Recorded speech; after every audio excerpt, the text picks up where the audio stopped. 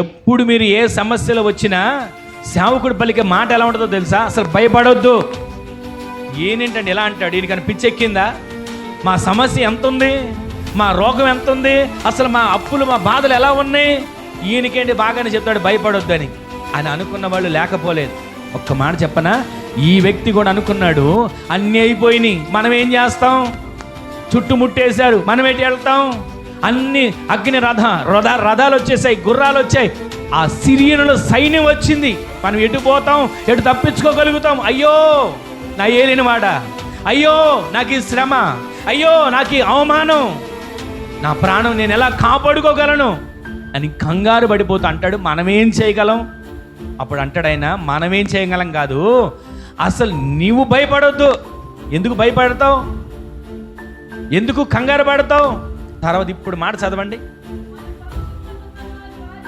అందరు చప్పట్లు కొట్టండి ఒకసారి. దేవునికే మహిమ కలుగును గాక. గట్టిగా కొట్టండి, గట్టిగా కొట్టండి. మన పక్షమున ఉన్నవారు వారి కంటే అధికులై ఉన్నారు. దేవునికే మహిమ కలుగును గాక. ఈరోజు నీ పక్షాన్ని ఎవరున్నారు అది నువ్వు గుర్తుపట్టాలి. సర్వశక్తి కలిగిన దేవుడి నీ పక్షాన ఉన్నాడు. ఆమెన్ చెప్పండి.